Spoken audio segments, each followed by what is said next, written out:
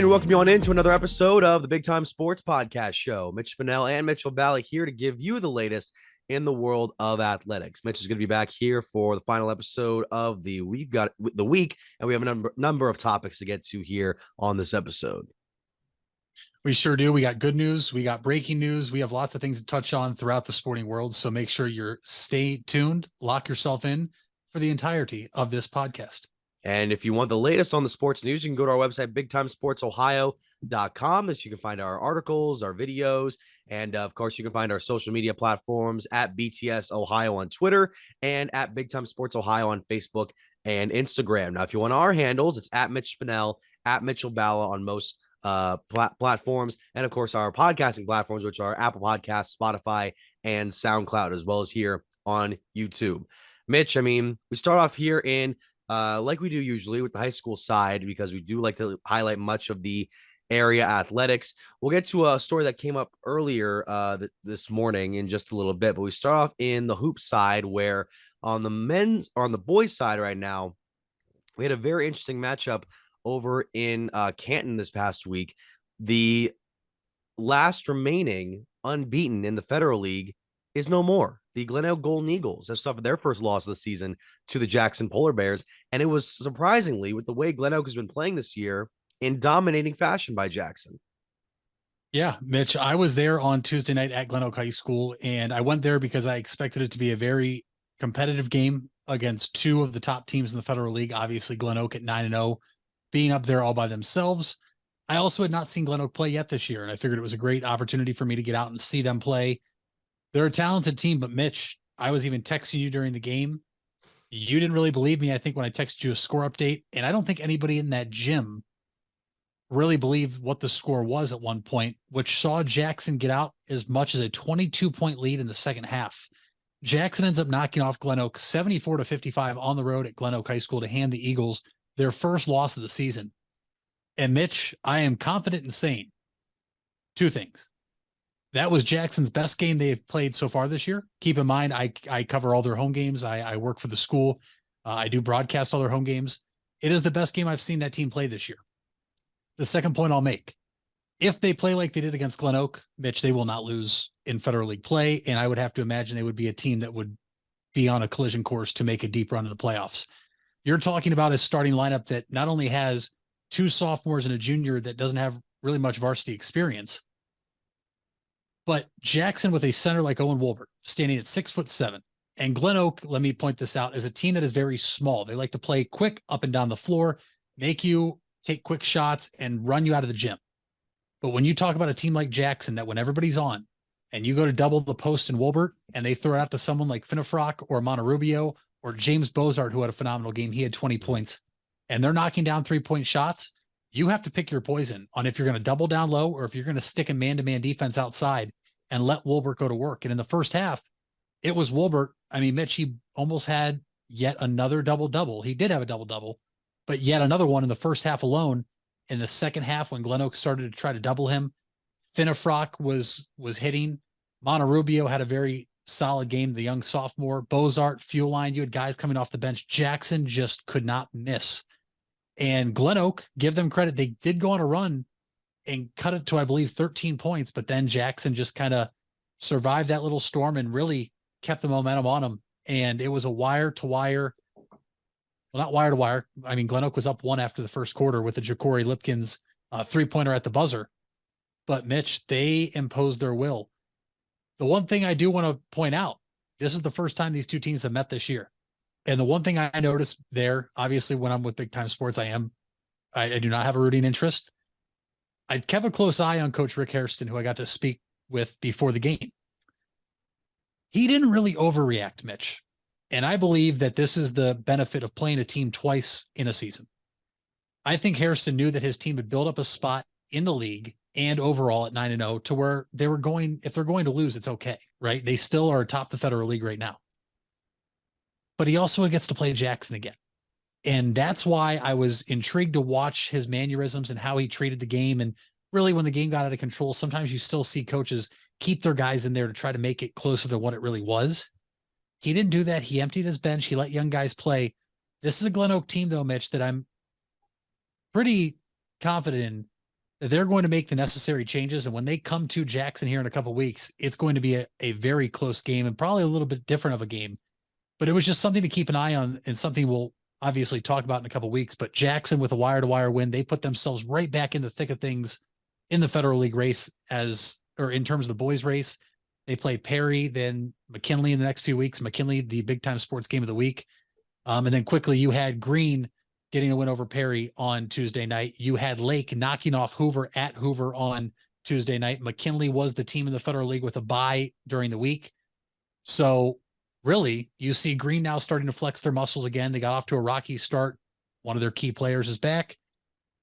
Jackson's right there. And Mitch, the Federal League now with Jackson knocking off Glen Oak is wide open, but it's still Glen Oak in the top spot. No doubt. And looking at the numbers from that Glen Oak Jackson game, if the Eagles do want to beat the Polar Bears in their next matchup, they're likely going to have to share the ball a lot more because Ja'Cory Lipkins, who had 20 points to lead the Golden Eagles in that matchup, and Bryce Broom had 13 points as well. They were the ones that got the majority of the shots. Lipkins was 8 of 18 from the floor, and Broom was 5 of 13. Everybody else, nobody had more than 6 shots, and that was to Reese Zerger, who only had 5 points in this game, along with the likes of Ben Davis and Kenny Scott. So that's the one. I think that was the difference because Jackson had 4 players in double figures, and a lot of it was because they were shooting the ball very efficiently. You mentioned Woolbert. He was 8 of 10 from the floor. A lot of his shots coming in the paint. Bosser was 7 of 12 from the field. Monterrubio was 7 of 9, which is very, very solid. And Jackson just had a very good offensive night for sure. If Glen Oak is able to kind of shut them down offensively, like they were able to do in the first quarter of that game when they were up 3 after the first period, and then Jackson goes on a 20-8 run in the second quarter to completely take over the game. That's going to be the key difference when the two teams go to Massillon, and we'll see if the Golden Eagles can prove that they are worth the top spot right now in the Federal League. Yeah, and honestly, looking at the article written by Josh Ware of the Canton Rep, I mentioned, how Coach Hairston didn't really panic. His quote in the paper, Mitch, is we get to play them again, and we're just going to have to figure some stuff out. That plan I put together for tonight didn't work, and that's my fault. And I think as a coach, that shows a lot to your players, knowing that your coach maybe didn't have the best plan put in place, but he also knows that there's a way to beat the team that just blew you out at home. And I think the kids for Glen Oak know that as well, because some of the wins they've had so far this year, Mitch, have been impressive. They've beaten some tough teams on the road, on neutral sites, and at home. It's something to keep an eye out. But Mitch, Glen Oak wasn't the only undefeated team in the surrounding area that lost on Tuesday night. No, sir. I mean, we had the first loss for the Malvern Hornets, who ended up dropping to Maysville for their first loss in the year, 58-50. Now, Maysville is a very good team. They are still undefeated on the year, I believe, at 10-0 at the time of their victory. And Jalen Marino had a very solid game for Malvern, 23 points, 6 boards. Mitch Minor had 9 points, which is a little bit lower than he's been kind of averaging so far this season. But Alex Bob was the reason that Maysville really got things going. He sank 4 3-pointers in that game, 20 points overall. Hayden Jarrett reached the 1,000-point mark for his career with a 16-point performance in that one. Also had 5 rebounds to lead the way. And Malvern right now still around the top of the IVC North, still around the top of the IVC in general. I mean, they will have another matchup here coming very soon against Strasburg after they beat the Tigers early on in the season. This time they will be able to host. And as for the Tigers, they just came off a win against Conotton Valley in which their offense exploded in the fourth quarter. They were leading 37-28 after the end of the third period, then outscored the Rockets 24-7 to take that victory. Jake Ryan, who a couple of times this year, the new transfer over from Texas, has had a bit of a tough time adapting into this new system for Coach Ron Miller. He had 18 points on the night. He's got a lot of great pure talent on the court. It's just at times he can play a lot of isolation ball and try to create his own shots to the point where it kind of breaks down plays for Strasburg. But he was able to work in the system well that night. He is a very, very raw talent, and I'm very excited to see where Strasburg can go, especially as they will be playing this Friday night at home against Claremont. Be sure to check out for that live stream on Big Time Sports via BigTimeSportsOhio.com and the LBN Local Broadcast Network app. So when we come back here on the Big Time Sports Podcast Show, we'll be going more into our Week 18 pick'ems. We'll be going over many other stories in the world of sports right after this. Hey there, folks. This is Mitch Spinell, and I want to give you guys a quick message regarding 988. If you don't know what 988 is, it was created to make it easier to remember how to get help in the event of a mental health or addiction crisis. This is different than a medical, fire, or police emergency where 911 should still be called immediately. 988 connects you with Stark County's Crisis Center, which is equipped to help people in emotional distress or experiencing a mental health or addiction crisis. So remember, 911 for medical, fire, and police emergency help, and 988 for support in overcoming a mental health crisis in Stark County. Buying a home has never been so affordable with record low interest rates. Hartzler's Quality Housing is ready to put over 40 years of experience to work for you. Family owned and operated since 1978, Hartzler's has a wide selection of model homes on site with a knowledgeable team to help make your new home a reality. Open 6 days a week. Visit them off I-77 in Dover or online at hartzlers.com. Hartzler's Quality Housing. Quality from start to finish. You deserve the best. And at Ferris Chevrolet, Buick, Cadillac, Toyota, that's what you get. We consider you, the customer, to be part of our family. Anybody can make promises, but when you visit Ferris, you get the Ferris deal from a Ferris wheel. So if you're looking for a car, truck, or van, think Ferris.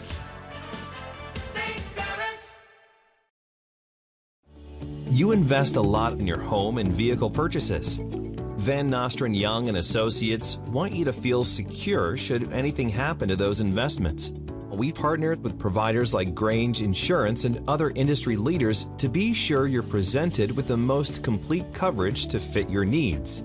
Because we're not only here to protect the items you invest in, we're here to protect your future as well. Call Van Nostrand Young Insurance in North Canton at 330-497-1867. We all have 206 things in common. Our bones keep us up and moving. And we at Cleveland Clinic Union Hospital care about every single one of them. From the tip of your finger to a brand new hip, our orthopedic experts will keep you going while keeping you safe. For every break and breakthrough, for every bone and joint, for every care in the world. Get the care you need when and where you need it. Visit unionhospital.org. When others treat your fries as an afterthought, all you're left with are cold, soggy fries. That's why Wendy's new fries are ones you won't forget, guaranteed to be hot and crispy, or we'll replace them. We're talking natural cut, skin-on fries, perfectly seasoned with a hint of sea salt. In fact, they're even preferred almost 2-to-1 over McDonald's. These are fries so hot and crispy, they beg a new question. What would you like with your fries? Try them today, only at Wendy's. At participating U.S. Wendy's, taste preference based on a national taste test by an independent research company. And we're back here on the Big Time Sports Podcast Show. Mitch Spinell, Mitchell Balla here. Now it's time to go to our, now it's time to go to our Week 18 Pick'ems selection segment. Before we do that, Mitch, we got some news coming in late last night that the finalists, the modern era finalists for the Pro Football Hall of Fame's class of 2023 have been announced. And one former Cleveland Brown is on that list, and former tackle Joe Thomas. Now, Joe Thomas is one of the most revered Cleveland athletes I think we've seen in the last 10, 15, 20 years. Obviously, one of the top offensive linemen of his era, bound for the Hall of Fame, whether it be this year or another year after, Mitch. And it's good to see a guy like that on this list among many other very great NFL talents. Mitch, is it weird that I have to say that Joe Thomas is probably the best Cleveland Brown we got to watch as a kid? Is that a bad thing? Or, I mean, I guess it's a bad thing because it means you really didn't have many highlights from the rest of your team, but also a good thing because we're talking about somebody that should be a first ballot Hall of Famer in 2023. And I'll let people in here that don't really know how this goes. I was listening to a show this morning. What everybody listens to different morning programs, but one of them today included a Browns insider who is a voter for the Hall of Fame.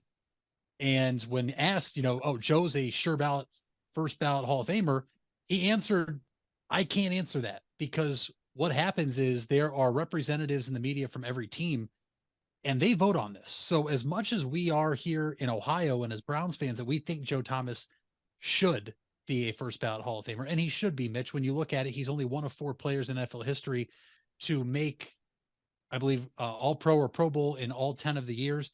He has the longest active streak ever for most consecutive snaps in the NFL, which, if I'm not mistaken, a former teammate of his might be close to breaking here shortly if he stays healthy. And so obviously we're biased, but he should be able to get that nod. But there might be other people out there, Mitch, who don't believe in linemen that didn't have a winning record or didn't block for a 1,000+ yard rusher or an all-time rusher, should be getting a first ballot nod. So it's just something you have to wait and see about. Obviously, the 2 representatives for the Browns, which it is Tony Grossi and Mary Kay Cabot, they are the people that represent and present Cleveland Browns on the Hall of Fame ballot that are up for election, whether it's in the modern era or the senior era. They've been presenting for Clay Matthews Sr. for years now, but he has not gotten in because other media members around the league don't think he's worthy. So that's how this works out. But Mitch, I've said this to a lot of people for a couple of years now. We're in the spot now where you and I remember all these modern era finalists playing football. So outside of Joe Thomas, who was a 10-time Pro Bowler, as well as a 10-time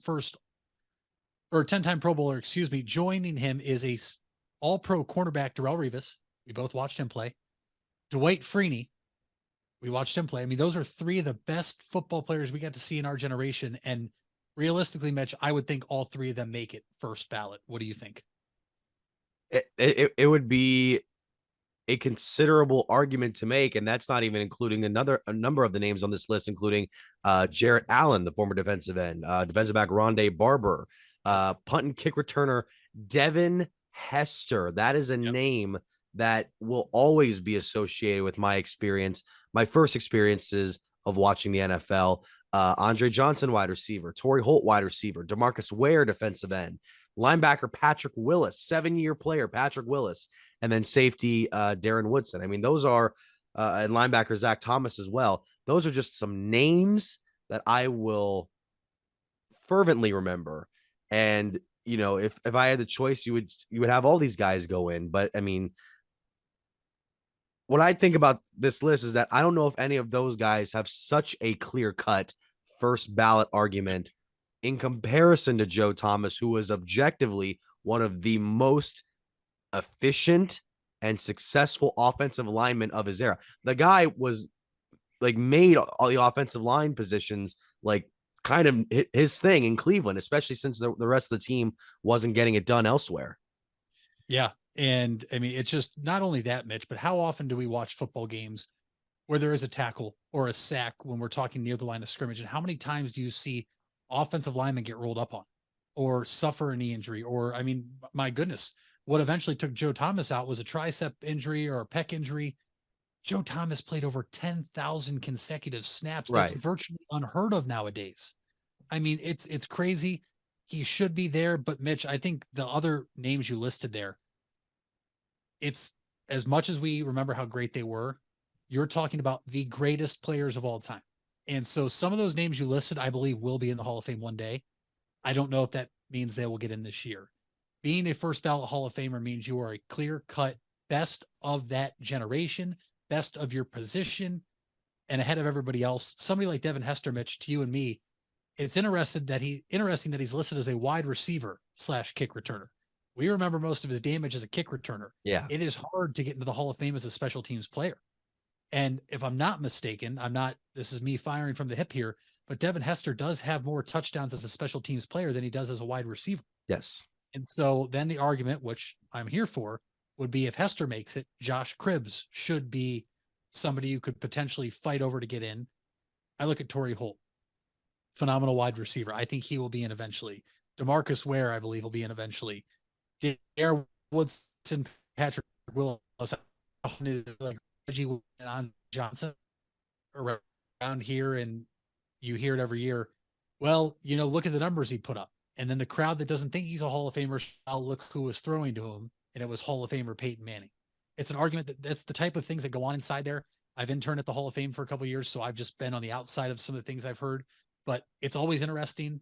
And I'm excited that if Joe Thomas does make it, Mitch, you and I are going to have to make sure we're down here, because for as many Steelers as have made the Hall of Fame, it's always black and gold out here. It's going to have to be brown and orange down here if Joe Thomas makes it for next August enshrinement. There will be a wave of brown and orange in the Canton area during that weekend, and I will be absolutely a part of it. So that'll be very, very fun on our part. So with that, we go now into week 18 of the NFL schedule, our last week of the season, and it's going to be very, very interesting to see where the playoff standings go, where the draft selections go. Only right now, Houston and Chicago, in that respect, can reach the number 1 pick. I believe it's either with Houston losing or a Chicago win, and then Chicago would have to lose and have Houston win in order to get that top spot. But we start off on Saturday, where we have a pair of Saturday matchups. Both of them interesting enough, one so more than the other. The first one we have is Kansas City going up against the Raiders. Raiders are not making the playoffs. Chiefs are just kind of fighting for playoff position at this point. I think it's more so, unless the Chiefs absolutely just sit all their guys and are content with number 2, I think we're going to see the Chiefs beat the Raiders to end the year. I agree. And you mentioned the number 2 seed. And I think the plan is obviously stick with us the rest of the show. We're going to break down some things in segment 4, which will allude to that. But I do think the Chiefs play all their starters this week because there is still the outside shot to get the number 1 seed. But even them playing their starters, Mitch, that could mean just playing a half, because Patrick Mahomes, although the Chiefs do lose the Raiders occasionally, Patrick Mahomes owns the Raiders in terms of his performances and passing yards. Chiefs here easily.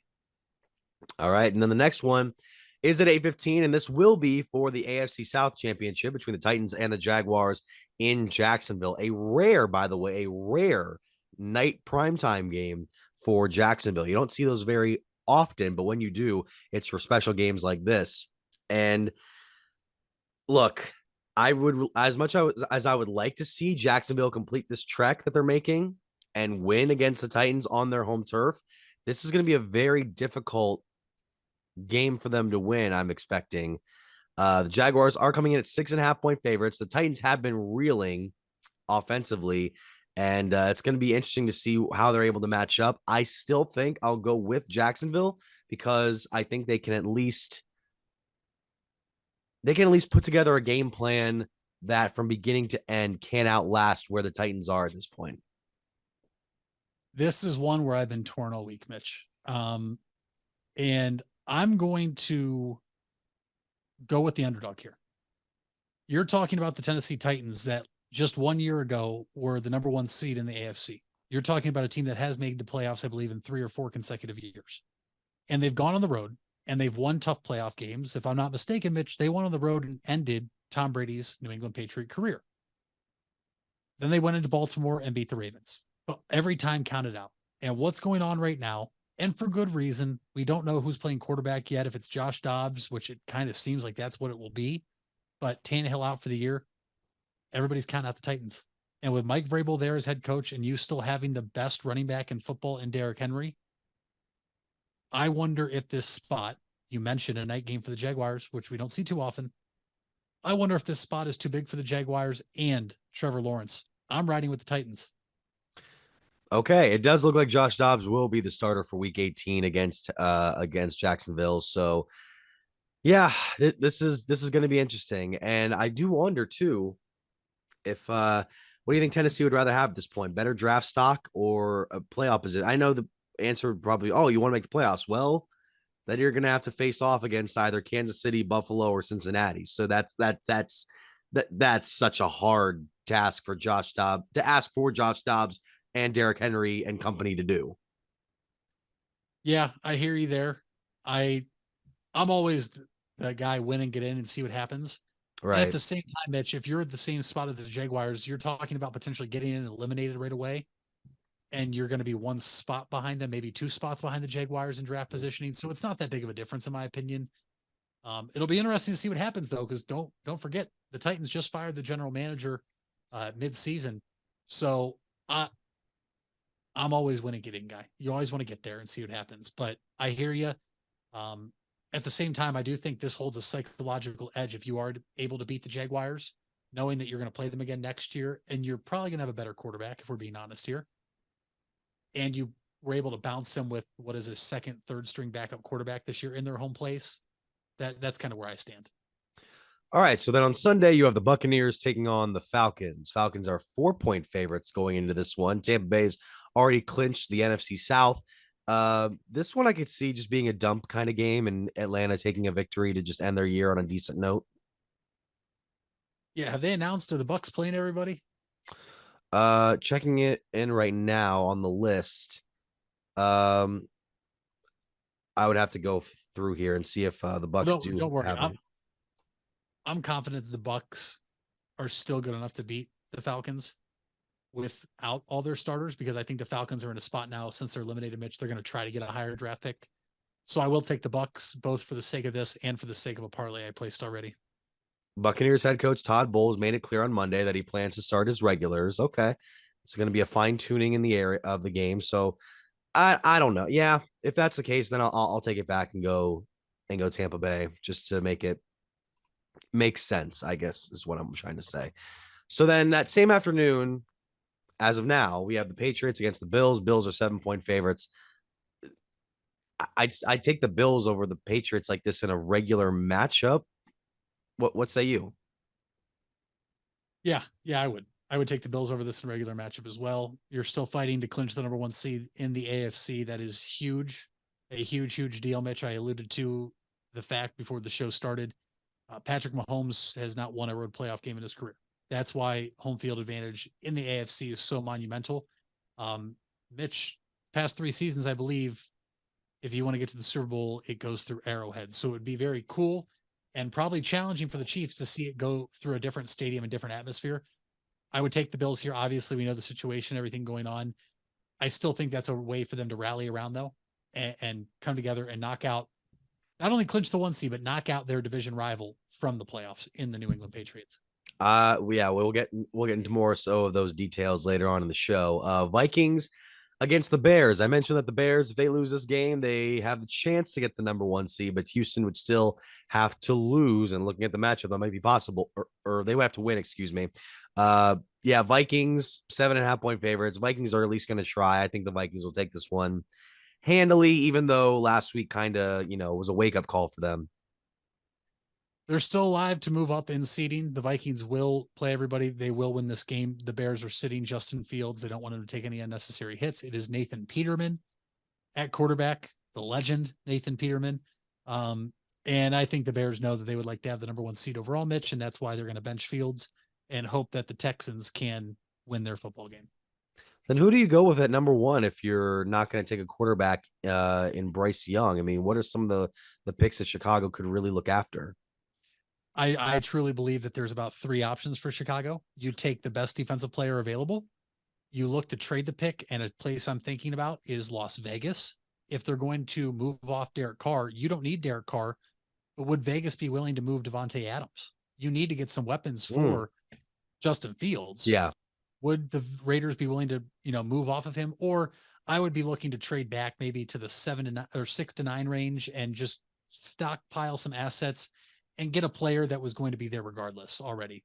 But just getting the number 1 pick though, Mitch, teams are going to call because somebody wants to make sure they get the best player available or whoever they have rated as the best quarterback between Bryce Young, CJ Stroud, and Will Levis. Well, that team that the Bears need to win on Sunday will be the Texans, and they play up against the 4-11-1 Colts. Now, the Colts are 2.5-point favorites at home. I mean, is there a chance the Texans can win a game like this, or does Jeff Saturday go 110% in what will likely be his final game as Indy's head coach? I have no idea. Because wouldn't you think, if you're the Texans, you want the number 1 pick? Yes. You've already seen the Bears sit their starting quarterback and put in Nathan Peterman. Yes. So wouldn't you kind of think about sitting some players to make sure you get the number 1 pick? It would make sense, and I'm looking to see if they're doing that. You don't want to say they're going to throw the game, Mitch, but if this is a chess match here, and both games are going on at 1 o'clock, the NFL, there's a lot of games at 1 o'clock this week for the majority of the NFL does not want teams to be able to see what's going on and, dictate how they throw games, because now the NFL is obviously tied in with gambling sites, which is now relevant to us here in Ohio. And the NFL has moved as many games to 1 o'clock as possible. Obviously, West Coast games have to remain at 4:25, but you just wonder, like, do they throw this game? I had Texans on the sheet, but that was before I found out Justin Fields wasn't playing for the Bears. But the Colts just suck. I don't know. Sam Ellinger will be starting it looks like, after Nick Foles. Texans. All right. Well, okay. Texans, because Sam Ellinger went to Texas and Texas isn't back. So our next game will be, if I get the thing back up here, the Bengals against the Ravens, some AFC North battle matchup, even though both teams are headed for the playoffs. Cincinnati is a 7-point favorite. I believe that Cincinnati has not officially clinched the division. So if the Ravens were to shock Cincinnati this week, we still have to work out the scheduling for them anyway, but I can't imagine that Tyler Huntley is going to be able to do that. And I don't even know if Lamar Jackson is going to be even back for these playoffs. So I'm going to take Cincinnati. I think they'll get back on track this week. Yeah, I'm taking the Bengals as well. I think they win the division this week. This is a fascinating storyline now, Mitch. Where is Lamar Jackson, and how badly is he hurt? Is this he is hurt? Is this he's fine, we're going to rest into the playoffs? Or is this Lamar Jackson holding out saying, if you guys aren't going to pay me, I'm not going to play? I believe it was on Pat McAfee's show today. I can't remember if it was exact. I believe it was Ian Rappaport who said that Rappaport was told that the Ravens are confident that Lamar Jackson will be returning for the playoffs. Time will tell with that. And I could see Lamar making his return there and not having to risk anything in the regular season, but that's a risky move, bringing your number one guy back in after not playing for so many weeks into a win or lose playoff game. I mean, rust, that's a real thing, Mitch. It's a real thing in all sports. And yes, he's electric with his legs, but you're talking about a guy who hasn't, as far as we know, we're obviously not in Baltimore, we're not inside the closed door practices, but practiced at full go throwing to wide receivers. And that's just, it'll be interesting to see how it pays off. Because on one hand, Mitch, if the Ravens get in and he looks fresh and healthy, that is a whole nother beast for whatever team plays them to have to handle. On the flip side, though, if he gets in there and looks awful and rusty, what do the Ravens do with him in the offseason? But that's a conversation for another time. So one team that, we're going more into playoff implications now with the Jets and the Dolphins, a game in which the Jets right now are, if I have this number up here, they're a 1-point favorite going into this, as Miami has been very banged up. They've lost how many games in a row? It's tough to be where the Jets are now, but I think it's even tougher to be where Miami is at this point. Yeah, Dolphins have lost 5 in a row. Their last win, Mitch, coming against our Cleveland Browns. I will take the Jets here, strictly off the fact that it looks like it is going to be Skylar Thompson starting at quarterback for the Miami Dolphins. Teddy Bridgewater has not been ruled out yet, but he did suffer a hand or finger injury in that loss to New England last week on his throwing hand, to where he was having trouble gripping the ball. The Jets already beat the Dolphins one time this year, and the Jets, I think, are going to be in a spot to knock the Dolphins out of the playoffs. All right, so I'm going to I'll go with I think I'll go with Jets as well, but I think it's going to be much closer. It's going to be that 1-point difference that we're seeing right now. Panthers and Saints, this game doesn't mean a whole lot. If anything, it doesn't. Saints, I don't know. Saints, I'm going Saints. I guess. This one's interesting too. Denver is a 1.5-point favorite over the Chargers. If I'm not mistaken, would the Chargers be resting some of their guys for the playoffs? Because otherwise that spread wouldn't make much sense. Either way, even though it's in Denver, I would still take LA to beat Denver. Yeah, I'm taking the Chargers here too. I wonder if maybe people are just kind of overreacting from the way the Broncos played last week, potentially, Mitch. The Chargers clinched a playoff spot, but their seeding is still, as far as I know, up in the air. I mean, right now they're slotted at the 5 seed, but if they lost and Baltimore wins, you're talking about the Chargers sliding to 6 and Baltimore going to 5. I would think you would want to be the team that goes on the road and plays the AFC South champion. I would agree with that. Let's see what we got here. Giants versus the Eagles, both teams back in the playoffs. Philadelphia is a 14-point favorite in this one. That Philadelphia is just making sure that they lock down this number 1 seed. If you want to make sure you're going to do that, Mitch, I would play your best quarterback in Jalen Hurts, because you're only going to hurt yourself if you lose this game and give up the number 1 seed and have no home field playoff at all. You're talking about dropping out from the 1 seed, also potentially not winning your division and going on the road round 1. They have not officially ruled Hurts out, but just the way Sirianni was talking this week, it seemed like there was still doubt. I think they know something we don't know. If it's a 14.5-point spread, I'm taking the Eagles here, obviously, because I think they know how vital the number 1 seed is. But Mitch, if they don't win this game, they lost the number 1 seed. You're talking about a guy that a lot of people thought was coach of the year, potentially with a major choke job here down the stretch. Yeah, I mean, I still think he'll get it. And I actually do think that Hurts will have a chance to play this week because he did take first team reps in Wednesday's practice. So there is that looking in of like, okay, he can play with these guys. Let's see if we can get him out here. Maybe not utilize him so hard, but at least get him ready for what will potentially be a divisional round game. Then you have the Cardinals against the 49ers. I'm taking the Niners. They're also 14-point favorites. Cardinals season is a wash. Rams versus the Seahawks. The Seahawks are still fighting for a playoff spot. They would win a tiebreaker over Detroit for the 7th spot right now based on head-to-head win percentage. And Seattle, I would take Seattle in this. Yeah, I'm going Seattle in this too. The Rams don't have much to play for here, although they don't have a first-round pick, if I'm not mistaken. That belongs to Detroit, so they do have a lot to play for in terms of spoiling a team's season. But I'm still going to go with Seattle. Yeah, let's go. I'll go with there too. Cowboys and Commanders. Dallas is a 7-point favorite. Washington cannot play for the playoffs anymore. I'll take Dallas. They're still trying to fight for the division and a potential 1 spot if the Eagles do pull off that choke job, and the Vikings and Niners, I think, also have to play into it too. I'll take the Cowboys. Yep, Cowboys all day. And then our Sunday night game, Lions against the Packers. So the Packers are at home. They're at 4.5-point favorites. Both teams have a similar record. Detroit hasn't been as hot lately. Green Bay's been red hot.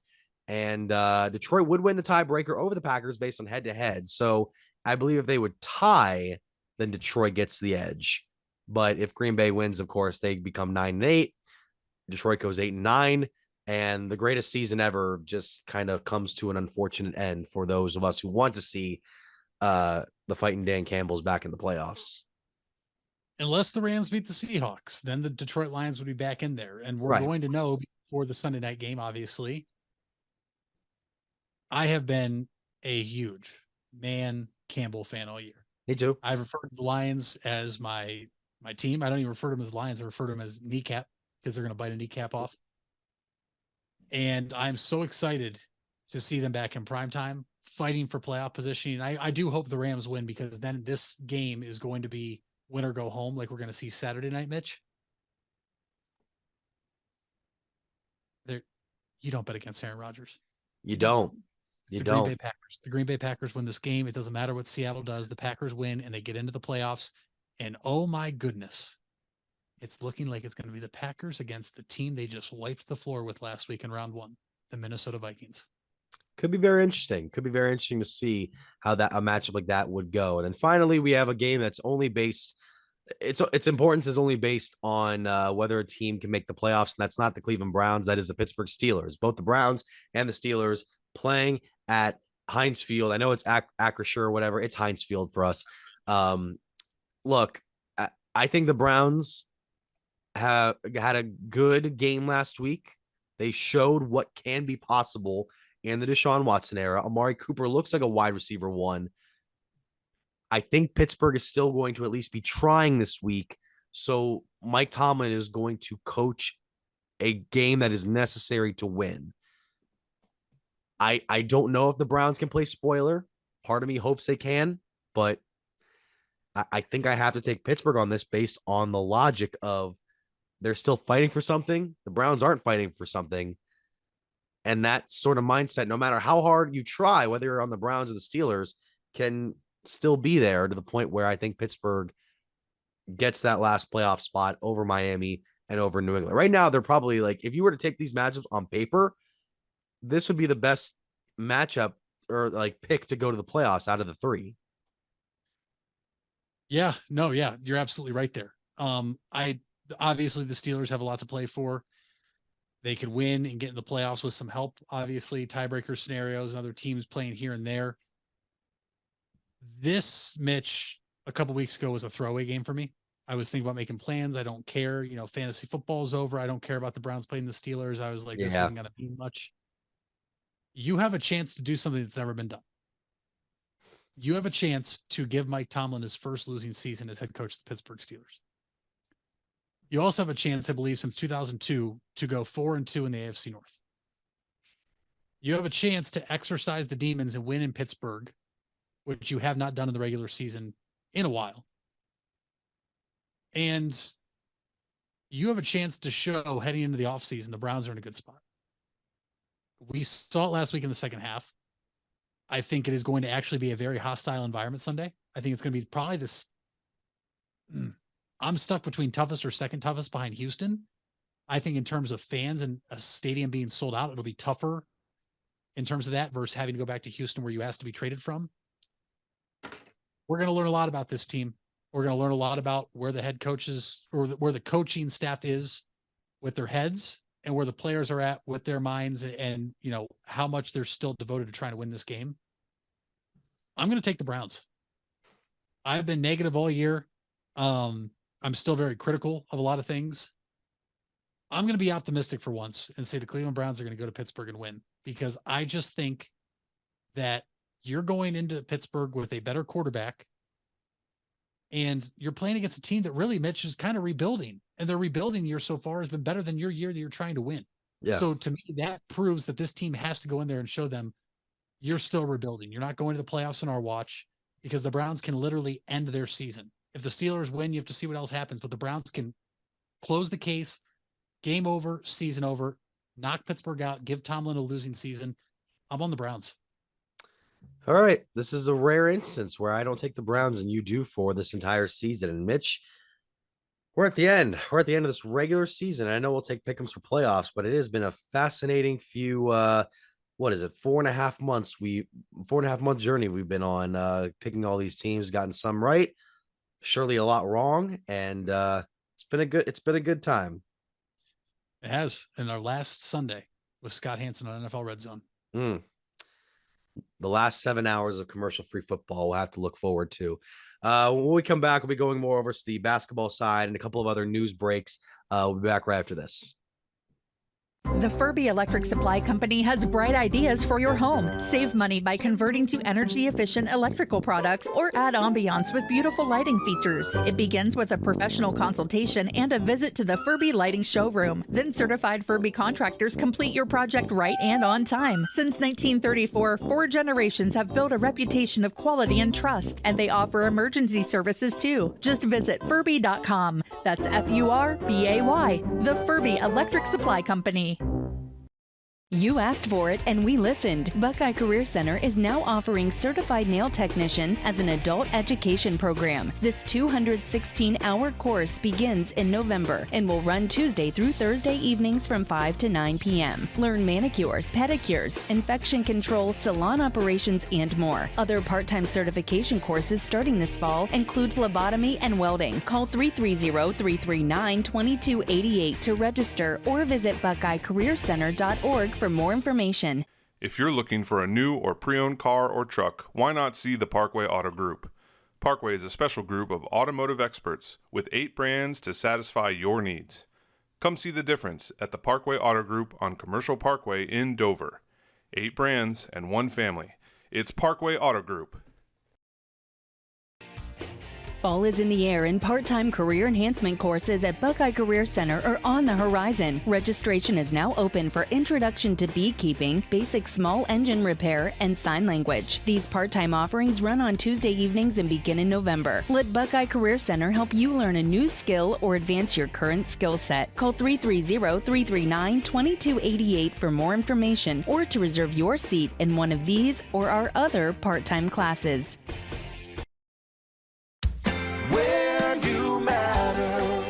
You matter. Everyone plays a part. We all have a role.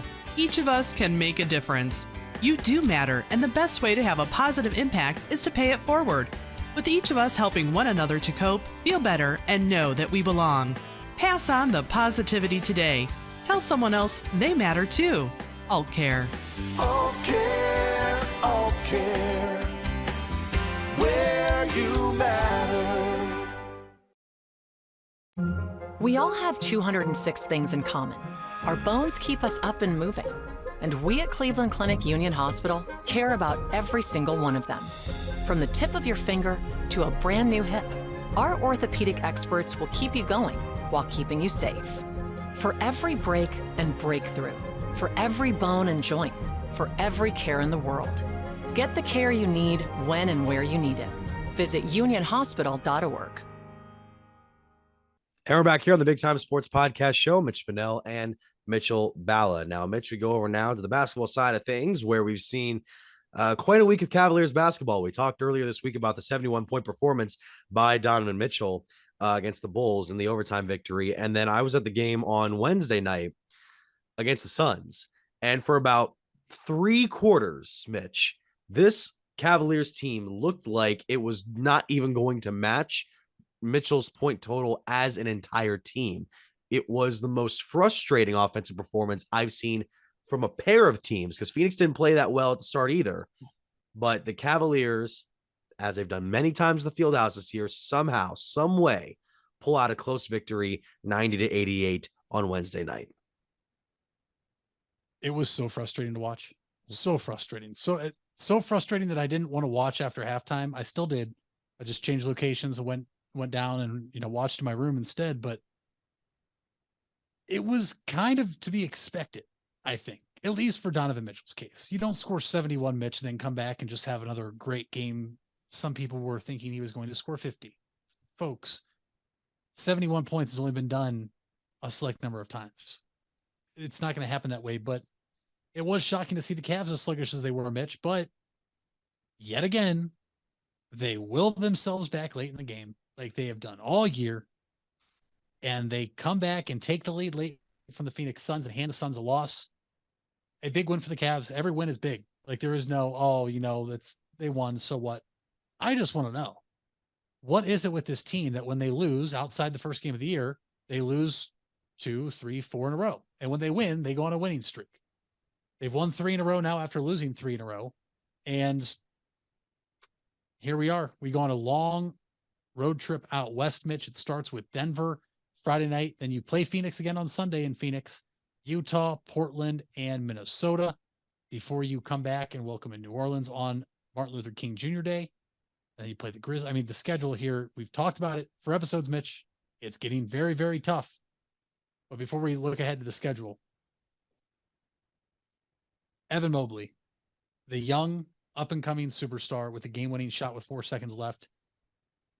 What does that tell you about him and the confidence the team has to put the ball in his hands to take the game-winning shot? Well, I mean, even JB Bickerstaff said in his post-game presser last night, he's got that sort of win. It's kind of why we got him. He's got that winning gene in him. And Mobley has been capable before of making some of those later shots, but he was really struggling on the offensive side in the paint last night. Had a couple defensive and rebounding stops, but looked like he was really struggling in against the likes of DeAndre Ayton and all the Suns players inside the paint. And even the Cavs reference that they were defending well inside the blocks. So you can chalk it up to that. I was looking at it as, okay, Mobley just kind of needs to work on his strength a little bit inside, but he has that sort of special touch that you have in a guy who's built like a post player, but can operate well as a guard, or at least was able to do so at a USC. So I like that we can have a guy who can give us both of those options. I like that we have a guy like Karis LeVert who can explode late in games for 21 points, I believe. I think 12 of them came in the second half. Very good game out of him. Raul Neto, who would have expected him to be able to come up and make those key stops? He had that one steal off an inbounds pass from the Suns and then had a couple of big shots in the third. And I think he's the one that kept the team in the game. If he doesn't have that outburst, then I think the Cavs kind of fold in that third quarter and it's an easy Phoenix victory. So I was very impressed by what he was able to do. Mitch, he played 21 minutes, went 5 of 7 for 14 points. You mentioned the steal. He had 1 block and 2 rebounds. I want to give JB props. You see this a lot in the NBA. You see a team down and they put some subs in or they mix and match the lineup, and that 5 on the floor will bring a team back. And then you put your stars back in. JB did that, but he waited till probably the last possible chance to put Donovan Mitchell and these other guys back in the game. Mitch, he really rode Raul Neto and Cedi Osman. You're talking about 26 points combined off the bench from these two players last night that really were obviously made an impact because you only won by 2, but they kept the team in the game when there was really nothing going on. And it was huge. And he rode Neto until he really couldn't anymore. And give Neto credit. He was still open. There was a 3-point shot he was wide open on. He passed up and got another player involved. I believe it was LeVert. But it was just a big time showing for Neto. And I give props to JB for riding the hot hands for as long as he could before he had to go back to Allen coming onto the floor and Mitchell coming back onto the floor. And then Evan Mobley, 6 points, but it doesn't matter because they were 6 massive points, including the bucket to give them the lead with 4 seconds to go. Mitch, they are 25-14, 18-4 at home are the Cavs. 5-game road trip coming up. You look at the standings right now. When you look at the conference, this is a team that sits at 4th, a game and a half out of 1st with Boston. What do the Cavs have to go on this West Coast road trip? The road trip I'm looking at right now, it's not going to be easy because you got Denver coming up tomorrow night. You got the Suns coming up on Sunday, the Jazz on Tuesday, Portland on Thursday, Saturday against Minnesota, who's been kind of down this year, and then the Pelicans on Monday. Grizzlies went. I mean, that's where it gets very interesting to me where this next month is going to go for the team, because you're 4th or 5th in the standings at this moment in the East, 4th.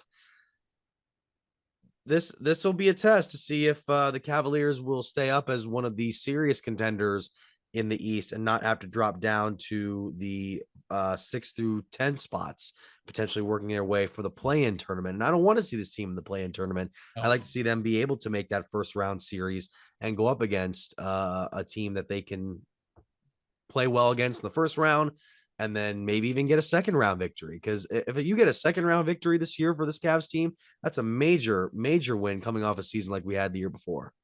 Oh, major. You can't emphasize that word enough, that what you just said. I think it's going to be interesting to see how this team handles it. I'm expecting to see Darius Garland back here soon. Mitch, you're going to know better than I am since you're up there covering them.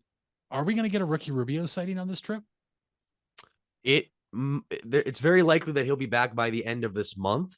So we might be able to see him. I would maybe say later on down the road trip, or at least the Cavs' first home game back. But, you know, I think we'll be getting him back soon. I like what he was able to bring to the table last year before his injury. And I'm excited to see what he could also provide with this newer Cavs roster compared to last season. Absolutely. And we will have another show before this game comes up. So we'll probably highlight it in our next show when we put it out next week. But if there's one game I'm circling on this road trip, Mitch, it is the 3rd game, the one right in the middle of this 5-game road trip at Utah. And that's part of the reason I asked if Ricky Rubio is coming back. I know he's not the magnitude of player Donovan Mitchell is, but Rubio did play in Utah. This will be Donovan Mitchell's first trip to his old state and his old arena that he played in since he entered the NBA. You have to imagine that although he did not leave Utah like we saw LeBron James leave the first time, there's been some quotes. If you look at Utah media, they aren't thrilled with some of the things Donovan has said. You have to imagine that it's going to be like a playoff-like atmosphere in Utah on Tuesday night, but I'm sure we'll cover that game more as it gets closer, Mitch. I'm sorry, what was that last part? Cut off there for a second. I just said I'm sure we'll cover the Utah game as it gets closer in our next episode that we'll next week. For sure. I mean, I'm looking at that Utah team right now. Lauri Markkanen's just this guy who is coming out of nowhere and has become this all-star that it's kind of amazing how when he's the focal point of the offensive scheme that Quinn Snyder's running in Utah, he's having these outbursts, and it's really fascinating to see because we saw it a few times last year in Cleveland, but I never would have expected him to make this run like he has. No, I didn't. And we talked about it a few weeks ago when Utah came here. I think he has played himself as of now, as we're, almost entering near the midway point, a surefire third team All NBA this season. And he should be an all-star with how he's played. I mean, heck, it didn't count, but I don't know if you saw the game winner he almost hit the other night when time expired. This guy is playing on a whole nother level, and he is an all-star. I mean, look where Utah is at, but I still wish we had him, but I'll definitely take Donovan Mitchell over him. I mean, yeah, this isn't a case of regretting a trade because Donovan Mitchell right now is arguably, he is a top 10 player in the league this season. You could argue maybe top 5, but there's so many great players in this league, but I've really liked what I've seen from him so far. And I can't wait to see where it goes down the stretch. And I can't wait to see where this final segment will go, where we cover some recent news in the area and beyond. We'll be right back right after this. Hey there, folks. This is Mitch Spinell, and I want to give you guys a quick message regarding 988. If you don't know what 988 is, it was created to make it easier to remember how to get help in the event of a mental health or addiction crisis. This is different than a medical, fire, or police emergency where 911 should still be called immediately. 988 connects you with Stark County's Crisis Center, which is equipped to help people in emotional distress or experiencing a mental health or addiction crisis. So remember, 911 for medical, fire, and police emergency help, and 988 for support in overcoming a mental health crisis in Stark County. It takes a lot of practice to have a winning team. Albin Title has over 100 years of combined experience handling real estate, title, and escrow transactions. They serve Tuscarawas, Stark, Carroll, Harrison counties, and more. So choose Albin Title for your next home refinance, sale, or purchase. They'll get it done quickly and professionally. Contact Albin Title at 330-334-5800 or visit their website albintitle.com. Let them put their experience to work for you. Hard work is something you're accustomed to. Van Nostrand Young understands that principle. Our access is achieved with organizations like Grange Insurance. Safety and prevention specialists utilize our VanCan assessments process to ensure that you and your colleagues are in the best hands. You want the safest environment for your business, and we can guide you there. Call Van Nostrand Young Insurance in North Canton at 330-497-1867.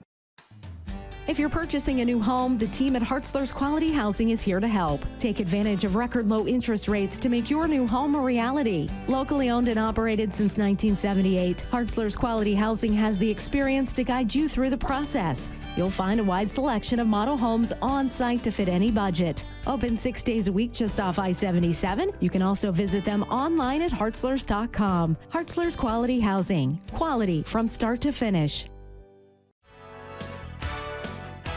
You deserve the best. And at Ferris Chevrolet, Buick, Cadillac, Toyota, that's what you get. We consider you, the customer, to be part of our family. Anybody can make promises, but when you visit Ferris, you get the Ferris deal from a Ferris wheel. So if you're looking for a car, truck, or van, think Ferris.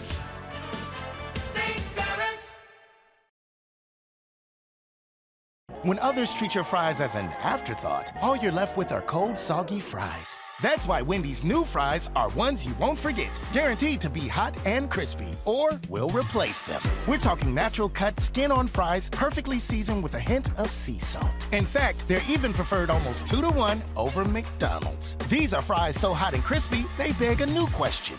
What would you like with your fries? Try them today, only at Wendy's. At participating U.S. Wendy's, taste preference based on a national taste test by an independent research company. And we're back here on the Big Time Sports Podcast Show. Mitch Spinell and Mitchell Balla here as we go over some of the recent headlines from this past week. Mitch, start off in some news that came in high school football early this morning. Now, there was a report out of Louisville that they have found a new head football coach in one Chris Kappas, who will be officially recommended at the next Board of Education meeting this coming Monday for the program. This is interesting because they're bringing in a guy whose most of his experience comes on the college level. He started off as a grad assistant for Bowling Green, eventually worked his way through the Mount Union program, and for the last few seasons was the defensive coordinator at Austin Peay. And they were one of the top defenses in his tenure. He was named the 2022 AFCA FCS Assistant Coach of the Year. So it's a very interesting hire for the Leopards. A very interesting hire, and one that does not come out often, Mitch. So what I'm going to read is just a excerpt from the press release from Louisville today. And this is from former football coach and current board member Rick Crislip. He stated that finding a candidate of Chris, which is obviously the new football coach, the caliber of Chris is a once-in-a-lifetime opportunity for Louisville. He is our guy, end quote. It's a little different. It's a little outside the box. You see teams around here try to, for the most part, it seems, stick within their roots and maybe some alumni. It's not often that you find a coach that has the experience now of Chris Kappas, let alone being one of the top assistants in college football last year, Mitch. This is a tremendous hire for Louisville, who is looking to get back to a standard that they have had years ago. And the talent's there, and it's not a knock on former coaches. There was obviously the very difficult time to coach during COVID that has set a lot of programs back. This is a phenomenal hire for the Leopards. And obviously it's going to probably take another year or two. It's not often you get a coach to come in and change the program overnight, especially at high school, especially with seniors that are coming back, trying to learn a program for the first time in their last year. But you have to be excited if you're a Louisville Leopard fan, if you live in Louisville or the Alliance area. And Mitch, this is just good for high school football in Stark County and Northeast Ohio as a whole. Absolutely. And Kappas will succeed Troy Davis, who resigned as the Leopards coach this past November after 3 seasons. Now, we also have the news coming out from the NFL regarding Damar Hamlin, who is looks to be doing better. There were reports that came through this morning, and there was an announcement from the Buffalo Bills organization that Hamlin has shown remarkable improvement over the last 24 hours. He has demonstrated that he appears to be neurologically intact. His lungs continue to heal, and he is making steady progress. And we have other reports flowing in from NFL reporters talking about how he has woken up. He even asked who ended up winning the game during his first coming to. And it's still pretty early to determine whether or not he'll be getting back to his full form, but very encouraging news in regards to the whole situation that happened earlier this week. This is the best news possible. This is not what Bills fans were hoping for. This is what everybody was hoping for, Mitch. This is what his teammates were hoping for. I believe this is what the Cincinnati Bengals were hoping for. And you mentioned, that he has demonstrated that he appears to be neurologically intact. For those out there that maybe don't know what that means, the quote underneath this is an article from ESPN. Neurologically intact refers to a person who is moving their extremities with some sort of form of purpose, and they're able to understand basic commands. So that means he is awake. He can move his hand there. I just saw another report, Mitch, while we were recording here, that he has actually grabbed somebody's hand today. That is the biggest thing. This isn't about Damar Hamlin playing football ever again. To me, that's not even a thought to even have here. This is about Damar Hamlin being able to live his life, because as crazy as it is to say, Mitch, you're talking about somebody who was briefly dead on a football field before they brought him back to life with CPR and the defibrillator. I mean, he went into cardiac arrest. This is tremendous. And people are going to ask, does this mean the Bills are playing? Does this mean they're going to make up the game? It doesn't seem that way, Mitch. And we saved that conversation, I think, for this last segment here. And you had not seen it. It's a video out there on Twitter from Adam Schefter. The basis is it does not seem that the Bills and Bengals game will be resumed. It does seem that because there is playoff positioning to be determined, there will be an option, depending on how things work out this weekend. Obviously, this is a very fluid situation that we've never seen before. It looks like instead of just rewarding the top seed home advantage. Wow, there we go. for the entirety of the playoffs and a first round bye. Schefter has put out there that it's reported that they will get to choose either the first round bye or home field advantage for the entirety of the playoffs. That is something obviously that's second to this conversation, Mitch, but something we wanted to make sure we elaborated on after, kind of foreshadowing it earlier in the show. The big news is Damar Hamlin is up and he's woken up, and that's the big news. Oh, for sure. For sure. And we'll see what the NFL's decision will be. I initially believed that they would just call the game a tie and move on to week 18, but we shall see where their decision may go from there. And finally, we got some college basketball tonight. Both teams in Columbus participating, the men's and women's teams in Ohio State. Both are having some pretty solid years right now. The men are 24th in the country.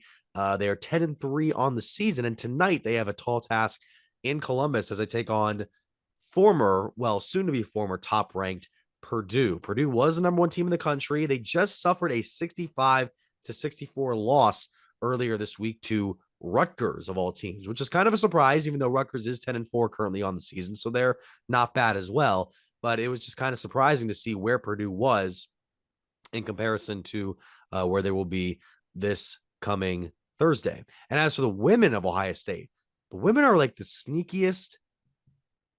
I shouldn't say they're sneaky good. They're just good, but it kind of snuck up on me how good they were. The Buckeyes are number 3 in the women's standings right now, as they are currently behind the top 2 teams in the country that I have here in South Carolina and Stanford. So now Ohio State's women's team will be playing tonight. That game will be at Minnesota. So it's very cool to see both programs having some success early on in the year, even before we get to the meat of in-conference play. Mitch, you mentioned, starting with the Ohio State girls, you mentioned sneaky. That's the proper term. It's no disrespect to them whatsoever. You and I have grown up in a generation of college basketball for girls that the top team in the country is always UConn, Stanford, South Carolina, Notre Dame.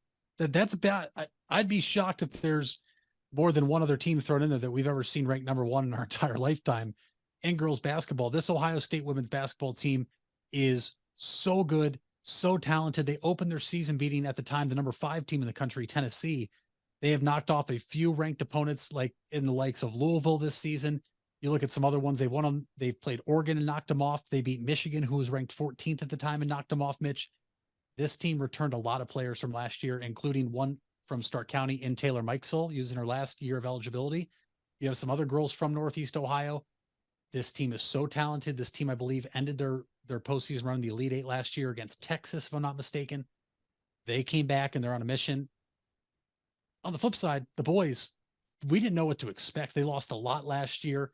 And here they are, Mitch, 24th as it stands right now in the country. A win tonight will only help them jump up higher in the top 25 rankings.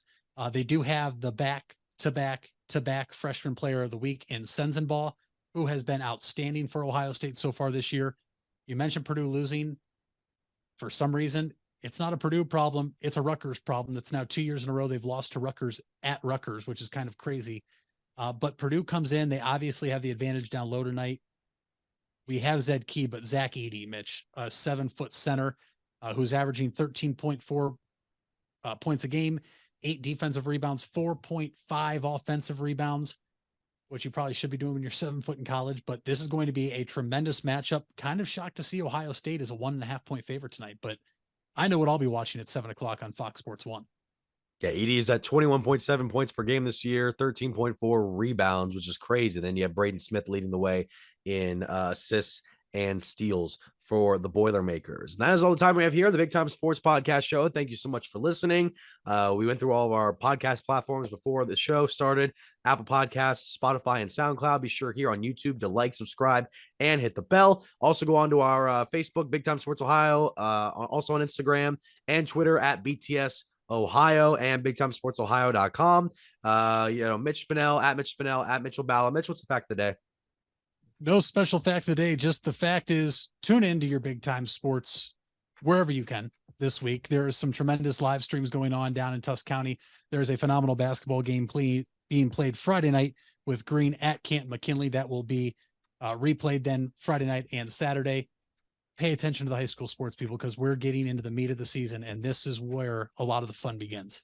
And especially on Friday and Saturday, we will have Friday, the Strasburg Claymont game on live stream of Big Time Sports Ohio and the LBN app. And on Saturday, we'll see the Strasburg girls in a rematch against the Tuscarawas Central Catholic girls. And that is all the time we have here on the Big Time Sports Podcast Show.